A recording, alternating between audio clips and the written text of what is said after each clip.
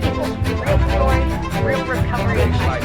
People's pronouns and how to address are important in their identity. When I don't see this, Even if it's not a recovery, it's real stories, real recovery. I am Kat, and I'm on the road of recovery. My name is Venessa Kerns. I have a little over 5 years sober. My sobriety date is June 18th, 2019. Today I'm a mother, I'm a wife, and I'm an aunt. Beautiful. Well, thanks so much for joining us. Thank If you could start off by sharing a bit about your childhood. I had a pretty good childhood. There wasn't anything drastic that really happened. My dad was a pretty heavy alcoholic and pretty absent throughout my childhood. My mom was a single mom of 5 children. She worked 3 jobs at a time. I was pretty much raised by my 2 older brothers that were just children themselves in high school, trying to graduate, trying to live a normal high school teenage life, but raising 3 sisters in the midst of all of it because my mom was always working. She was hardly ever home due to trying to support 5 kids on her own. So you guys, I'm assuming, were pretty close then? Yeah. Growing up. So when did you first start experimenting with alcohol or drugs? And if you could talk about like what that did for you. I didn't start doing drugs or experimenting with drugs until I was in high school. I started smoking weed. Okay. And what did it do for you? It was just fun. It was fun at the time. Mm-hmm. All my friends smoked weed.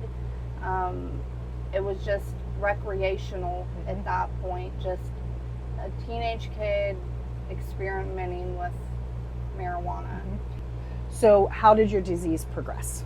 I was prescribed pain pills after I had my daughter, and I had a lot of pain from it and a few complications. So I was prescribed pain pills for several months after I had my daughter. Okay. After I had my second daughter, that pregnancy was a little harder on my body. Okay. I went from being prescribed the Percocet and the Vicodin to the doctor not prescribing them to me any longer, so I went to the streets to find them. Okay. And how readily available were they at that time? At that time, they were very readily available. Pain pills were a big thing. In 2012, 2013. It wasn't really until 2014 when things really started slowing down and it was harder to get pain pills. And I went to something that was a lot cheaper. It was a lot easier to get. That's when I started doing heroin. Okay. And any fear associated with heroin, or did it just, everybody doing it, so it just seems like the next logical step? Honestly, at that time, nobody knew what it was. Nobody knew what heroin was. Nobody knew what the consequences of it was.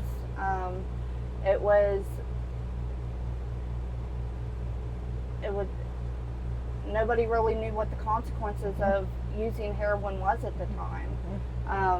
Today, we know that it's overdoses, it's prison, it's jail, it's whatever, but at that time, nobody really knew. So you're a new mom who has, 2 young children and a pretty serious opiate addiction. If you could talk about, how that impacted them, how it, and how you managed. It was really, things didn't become too unmanageable until after I had my son. Okay. After I had my son in 2013, that's when, because I'd gotten clean again through that pregnancy, through the end of that pregnancy, I had gotten clean. And he was probably about 4 months old before I ended up relapsing. Okay. After I had relapsed in 2014 again, that's when the worst of my addiction started, really. Okay. Can you describe that for us, what it looked like? gonna cry. That's why we have Kleenex.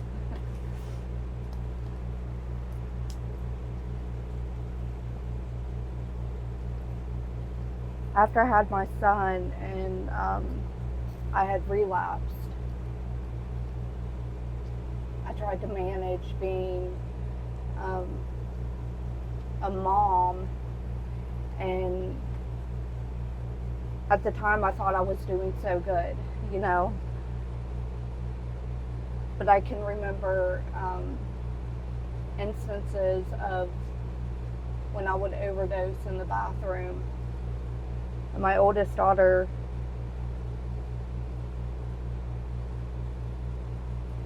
being 5, 6 years old, beating on the door wanting me and saying that she was scared because she could hear me. In 2016, I'd went to treatment for the very first time. I'd left my girls with their Mimi and signed my son temporary guardianship over to my mom. And so I left with custody of all 3 of my kids. Mm-hmm. After doing 35 days of treatment,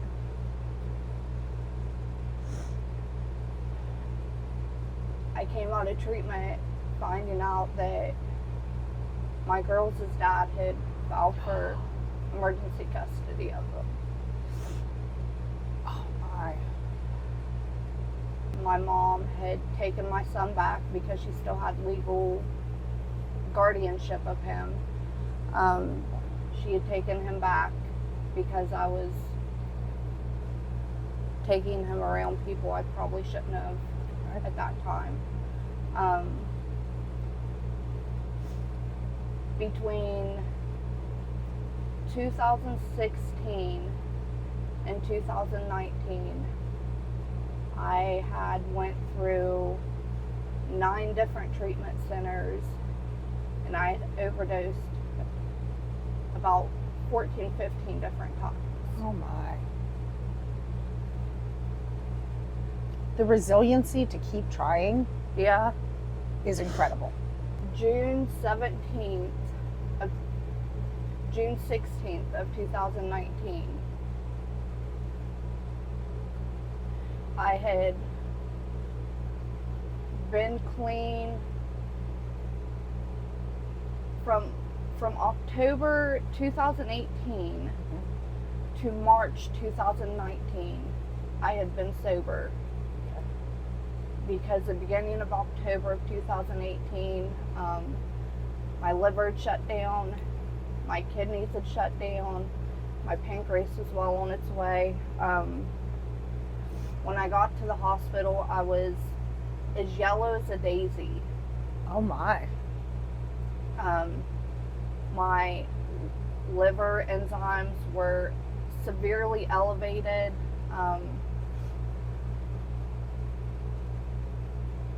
I remember the doctors at this other hospital telling my mom, like, this is really hard too. I remember them telling my mom and my grandfather that they better just start making my funeral arrangements because they didn't think I was going to make it through.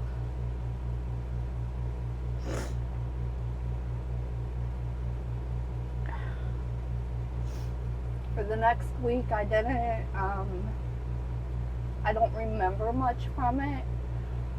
All I remember is barely walking into this hospital, and then a week later, waking up in Charleston in the ICU. Oh my. Did you have liver failure, kidney failure? Yeah. Both. Yeah. And by the grace of God, it had to have been God, because medically, I shouldn't have made it. Mm-hmm. But you know, God has bigger plans.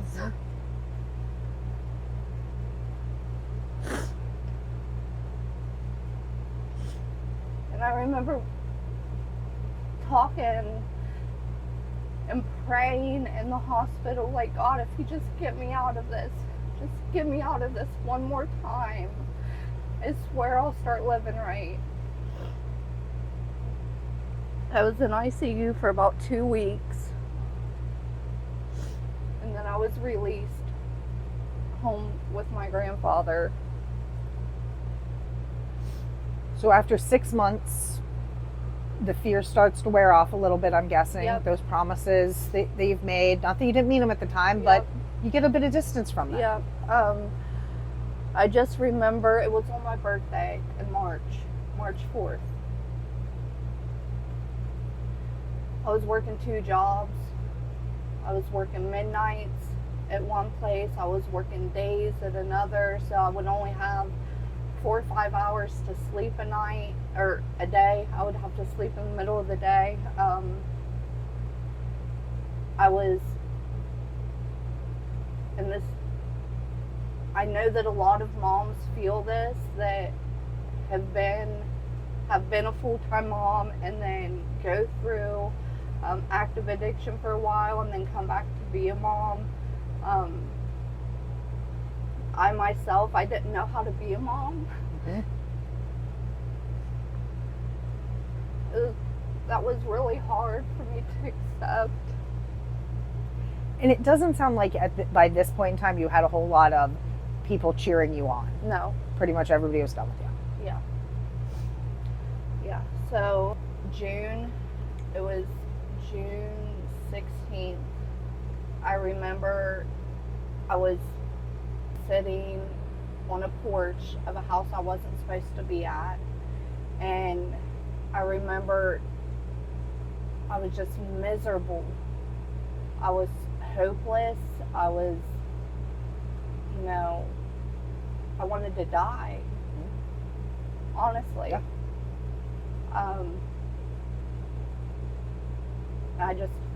I prayed to God that I didn't even know if he was real at the time.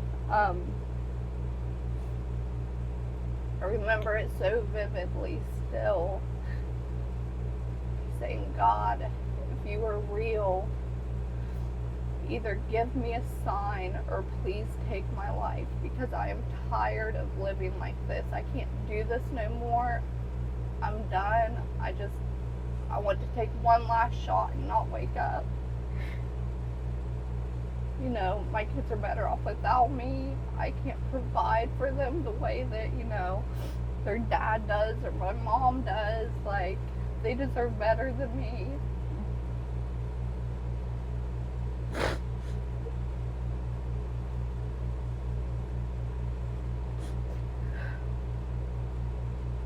I remember scrolling on Facebook, and I come across this Facebook reel, and it was a minister speaking about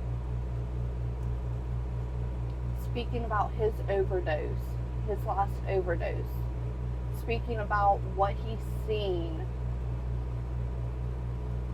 on the other side. Okay. Speaking about how he went to hell, and he explained what it looked like, what it felt like, what it smelled like. And then I remember so vividly, like, I can see his face right now. Him saying that the Lord came down and picked him up out of the depths of hell and pulled him back and put him back in his body and told him, go tell the world what you have seen. And it moved me. I was like, all right, God, like, I asked you for a sign. Like, yeah. Are you real or are you not? Mm-hmm. And out of nowhere, like, Yeah. this Facebook reel comes, and it's a minister talking about his experience with death. Mhm. So I was like, okay, I'm going to do it. Yeah. And at the end of it, he talked about being a servant, being a follower of Jesus Christ. And I was like, I want what he has. Yeah. And the next morning, I was like, this is it. Mhm. I went to treatment. When I went to treatment, I was a pretty heavy IV fentanyl user at that time. I was put on medicated assisted treatment, and I was on that for about 45 days. Okay.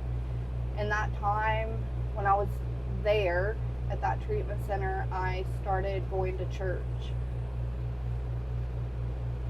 I started going to church, and I started praying more. I started reading my Bible more. And it's like something was slowly changing in me. I live by, in treatment, I live by, it is what it is motto. There's nothing I can do to change it. This is just how things are. I can't change the past. All I can change is what happens tomorrow. And I'm going to do everything I can to make sure that it's a better day and I'm a better version of myself tomorrow than what I was yesterday. That's a pretty good thing to walk Yeah. away from treatment with.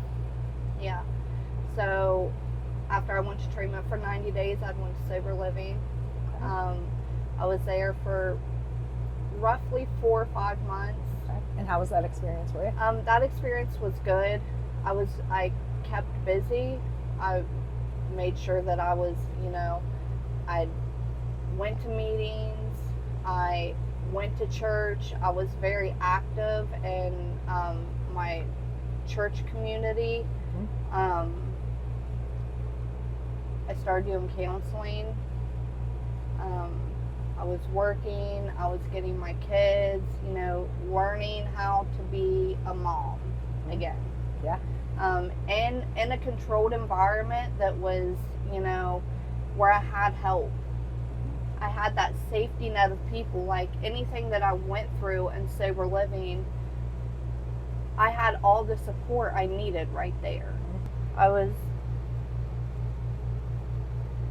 when I first got sober, I was able to see them quite frequently. And just over the years, it's kind of became one day a week, if I'm lucky, 2. So as you've gotten more sober, the time has decreased? Yeah. The custody with my daughters, with my girls, has been a little more difficult and a little more rocky. Being scared to go back to court. Fear. Yes. And fear can be debilitating. Yeah. And is debilitating at times. So how do you work through that now? It takes a lot of processing. It takes a lot of processing and a lot of asking for help. For a long time I let it paralyze me, and then finally about 7 months ago I was like, this is enough. I'm gonna do it.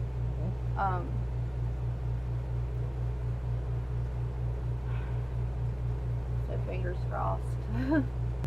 I thought that I was never good enough, I would never be happy. I wasn't worth anybody to love and care about. Today I'm married. Congratulations. Yeah.